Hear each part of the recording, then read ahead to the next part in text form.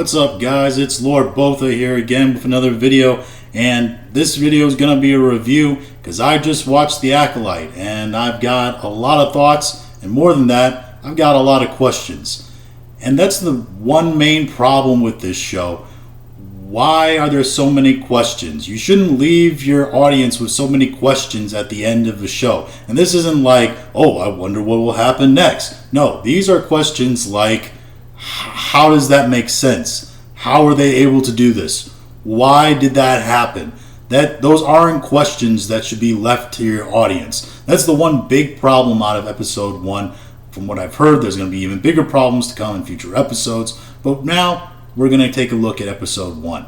Now, the first problem I had was this show opens with blue credits on a black sky screen, right? Which is breaking with tradition of the scrolling yellow credits that we normally see in all the movies. Now, even at the time, I thought, this is kind of nitpicking, and I was right because it would get a whole lot worse in terms of the details. We open with this tiny girl masked up like a ninja going through the town, and she meets this person just outside the town and asks, "Where is your Jedi?" Because I guess Jedis are just stationed anywhere during the High Republic, and this little alien points very vaguely down towards the town. And it's like, well, okay, I guess in that direction, that wasn't very specific. I guess we'll just wander our way down to the town and see if the Jedi's there.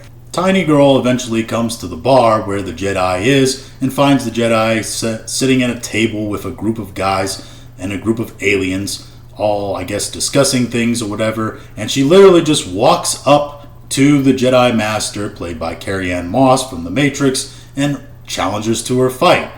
Says, "We have unfinished business and you have to fight me." And this is when all the aliens and the men around the table, rightfully so, just laugh. Because who does that? Who just walks up to a table and challenges a Master Jedi to fight? It doesn't make any sense. Especially when you consider the fact that this girl is supposed to be an assassin. Assassins are, stealthy. They plan out their attacks. They don't walk up to you generally and challenge you to a straight up fight. That's not really something assassins typically do. Then, because of course, a fight breaks out between the assassin girl and the guys sitting around the table. Now, these guys are all much bigger than her. Some are aliens that I presume have a lot more natural strength than her, and yet she wipes the floor with them easily. Kicks huge tables over, sends them through walls, breaks over their backs. It's insane. I don't see how a tiny girl could be producing that much strength to easily wipe the floor with these small guys. At one point, one of the aliens tries to pull a blaster out to try to shoot her, but his blaster, for some strange reason, is stuck in its holster. Not really shown what was actually blocking it from being pulled out of the holster. He just can't pull it out and is struggling for some reason. And of course, because of this, he misses.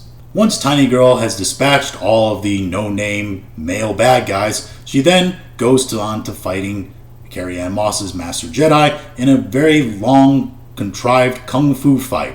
Why? I guess because Carrie-Anne Moss was in The Matrix, and The Matrix had a lot of kung fu in it, so we gotta put slow-motion kung fu into the fight, right? Because The Matrix, right? Now, the thing about this fight is that Carrie-Anne Moss, for the most part, wins. She beats her and stops her at every turn and at every attack. As the kung fu fight goes on, eventually the mask of the girl falls off, and it's revealed that it is this girl who was a Padawan of the Jedi before. The Master, played by Carrie-Anne Moss, asks her, "Hey, what are you doing here?" Or essentially something like that. And she says, "I'm here to kill you."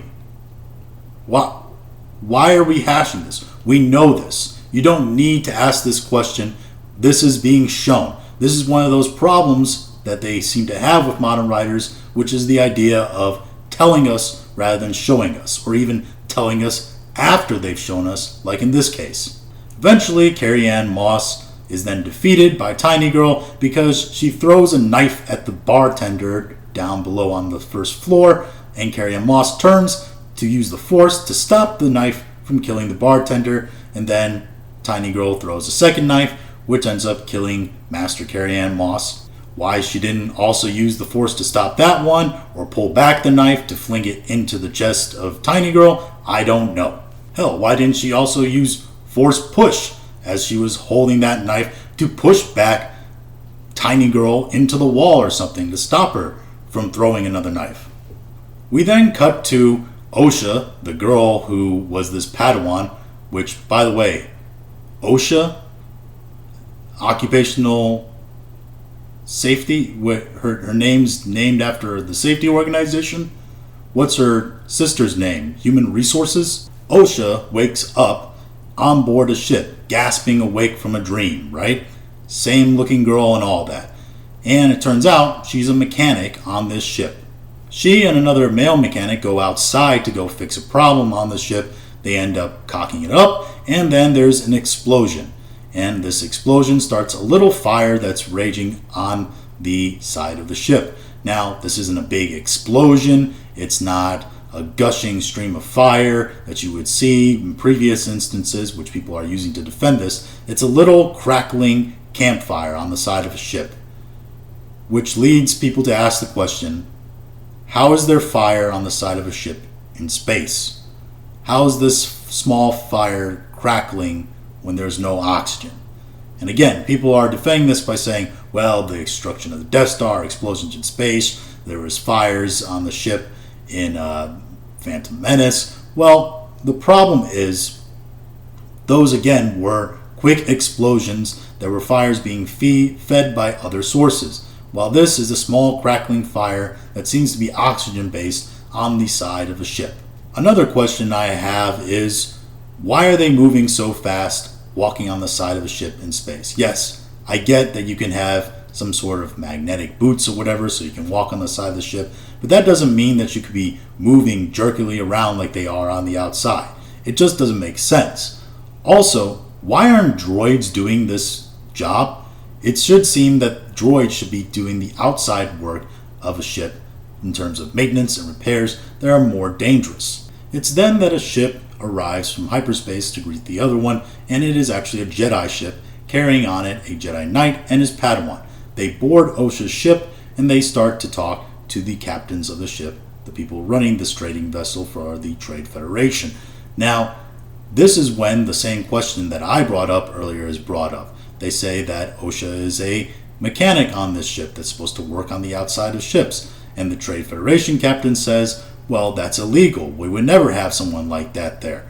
Now, this is never answered, again, why they have a mechanic to work on the outside of the ship instead of droids.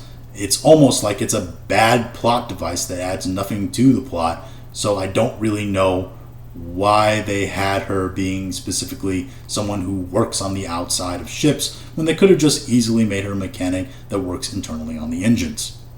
They bring Osha over for questioning in her quarters, and when they do, they ask her questions that basically make the Jedi sound like it was a job.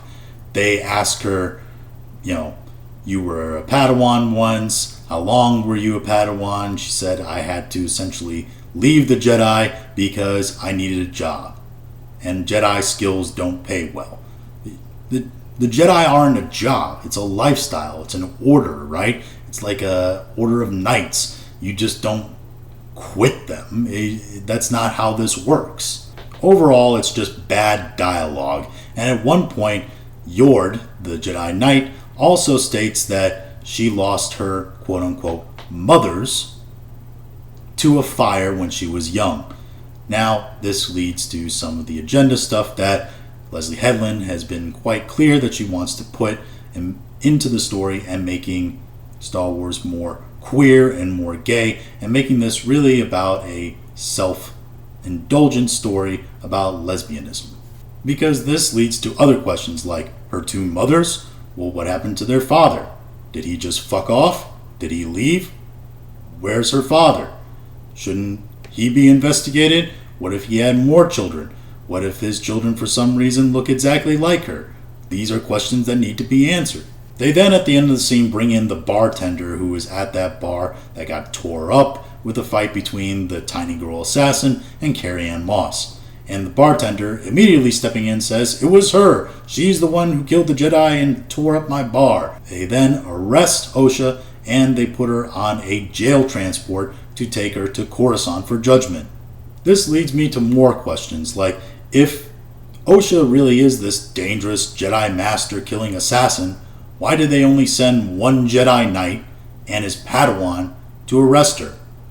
Apparently they have some kind of close connection and were friends in the Order too, but wouldn't that make him more compromised? Shouldn't they send, I don't know, a group of Jedis to try to arrest him? We then cut over to a man called Jedi Master Soul, played by that guy from Squid Game, and he's teaching younglings basically about the Force, how to picture the Force, right? And he asks them questions like, close your eyes and picture what you think the Force is, right? They close their eyes and they start recanting, oh, I think the Force looks like this, I see that. And one of the younglings says, I see fire raging and uncontrollable, destroying all in its path. Isn't that kind of alarming? Isn't that kind of a thing that should be concerned about when talking to a Jedi student or asking them the question of what they see when they see the Force? But Jedi Master Soul isn't concerned at all. And he moves on and just says how the Force is a power that has to be respected like fire and water. He's lucky his Jedi Master wasn't Luke, because Jedi Master Luke would have done with that problem right there and then. During this scene, another Jedi Master walks in from the Council, Venestra, the green girl with the lightsaber whip that's gonna come through. Yeah, anyway. She is played by Leslie Headland's wife. And I can say she got the job because she is Leslie Headland's wife. She's not the most terrible actress I've seen, but it's close. She wavers through patterns of looking stern and angry to looking stoic and angry, and generally just looking angry all the time. It's the one emote she seems to have mastered. Her acting is passable enough to be a cameo character, maybe. And I know, we've had a lot of famous people's kids or Star Wars involved people's kids actually play cameo characters. Carrie Fisher's daughter had a cameo in the movies. Billy D. Williams' son also had a cameo in the original trilogy. But beyond this, being a full-fledged character, she just doesn't have the skill as an actress to do so. And she should have been limited to a cameo role instead of a pivotal role of a Jedi Master on the Jedi Council. We later then have a scene where Osha is now on the prison ship, which is detached from the actual Jedi ship and sent along ahead. Why? I don't know. Maybe the Jedi had other business they had to attend to. Maybe guarding this dangerous assassin who killed the Jedi Master isn't important enough for them to guard themselves. Who knows? On this ship, Osha isn't alone. She's actually with a bunch of prisoners, all various aliens and men of types who are obviously very bad, very evil criminals. And they are guarded entirely by a ship full of droids. And these don't seem like droids that are really well equipped for combat either. It's then revealed that the prisoners plan on making an escape. And when they try to make an escape, they offer her to join them, and she refuses because she trusts in the wisdom of the Jedi. Sure. So,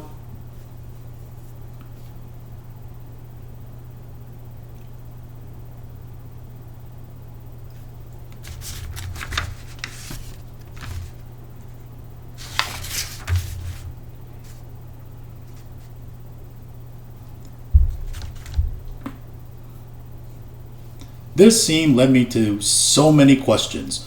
Why were droids the only things guarding the ship?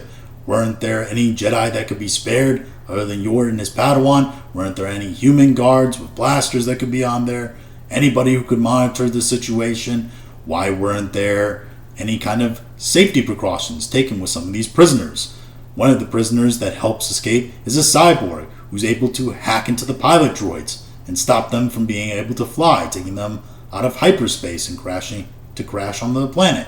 Did nobody think that this cyborg with cybernetic technology in his body able to hack droids might be worthy of putting some kind of inhibitor in, or finding some way that he wouldn't be able to do that? There's also another prisoner who has some sort of tentacle that comes out of his head and is able to grab the guard droid and pull it over, destroying it and using its hand to escape their cells. Did nobody think, maybe that giant tentacle on this alien's head might be a problem. We should probably secure that some way when we take him prisoner. When the prisoners escape, of course, they decide to leave Osha behind because, of course, she refused to help them. Then, of course, there's some rocky turbulence and they crash through some asteroids on the ship as the prisoners jettison their escape pod. And when that happens, Osha's droid, her little, mech Walkman looking thing droid that's also like a utility tool, I don't really know what it is. It comes free and lands down on the ground, and she tries to use the Force to pull it to her, but she's unsuccessful, and it looks like, oh no, she's in peril. But then, of course, plot contrivances.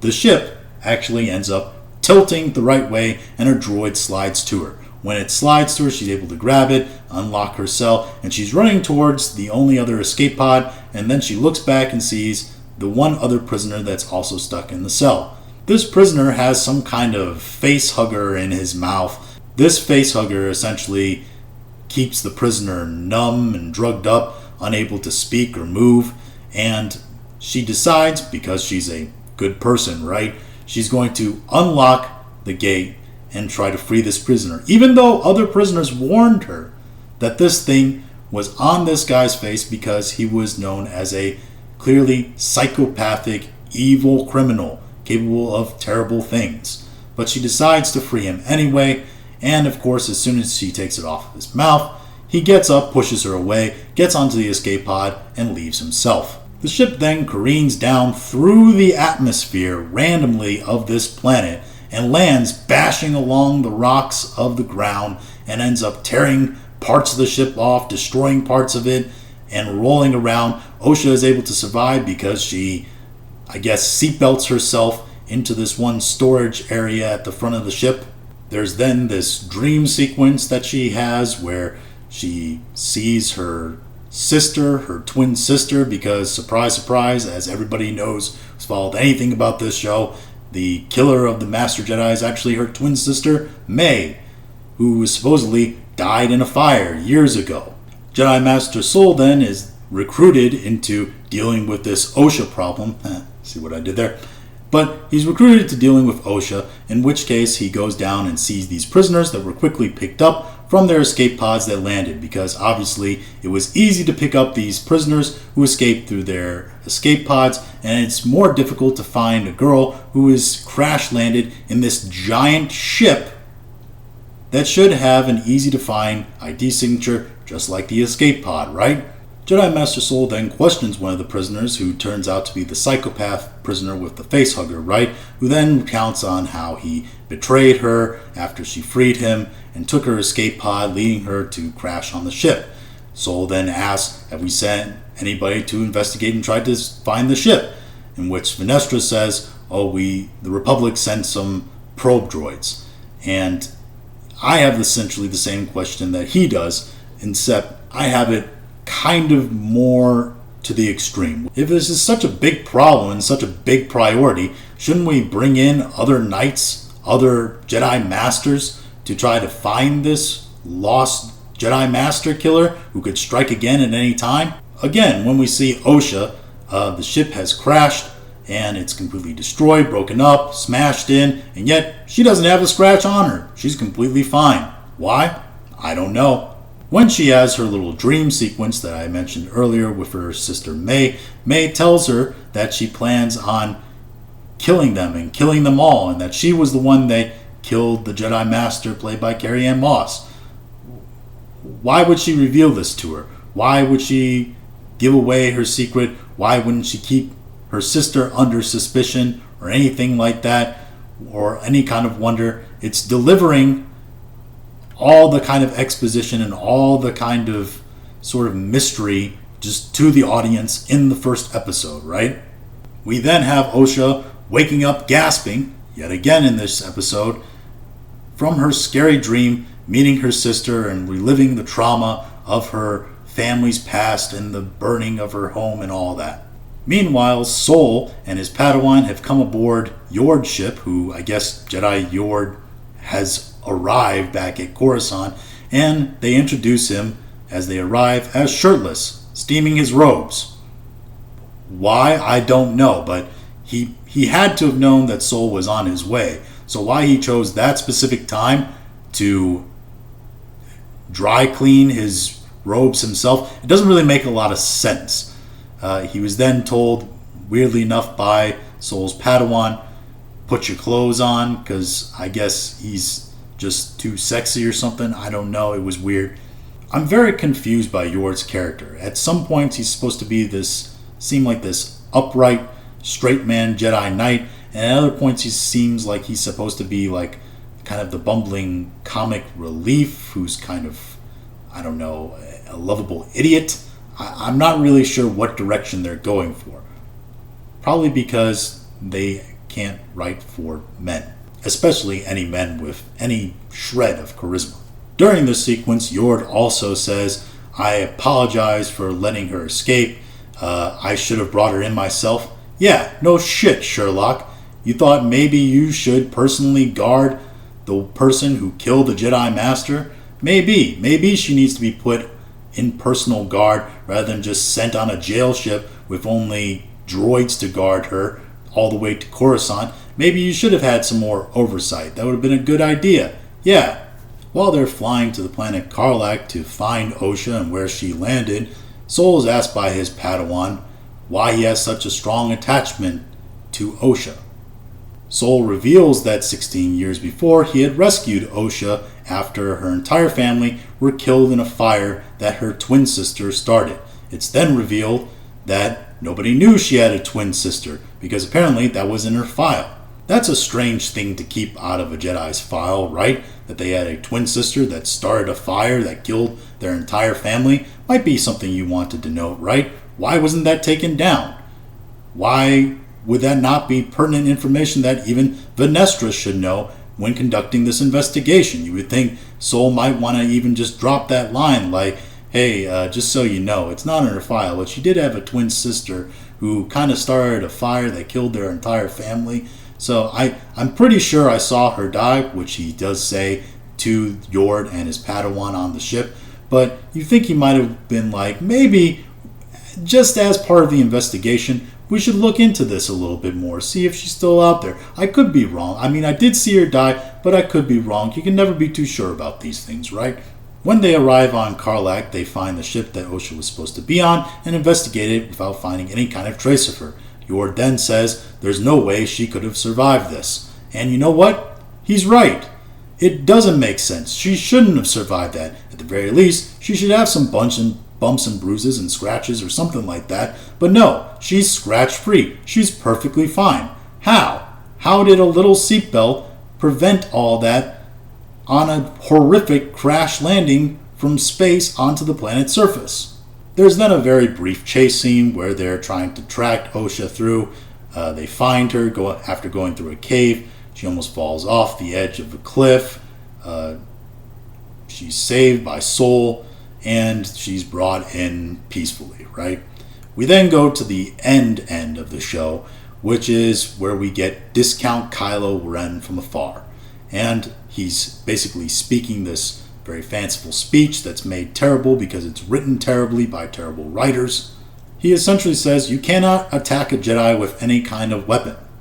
But the Acolyte did. And it's Tiny Girl Assassin, the Acolyte, shows up while he's making this speech. So it's very clear that she is related to him in some way or a servant of his in some way. And when he says you cannot attack a Jedi with any kind of weapon, it doesn't make any sense because she did though, and she won.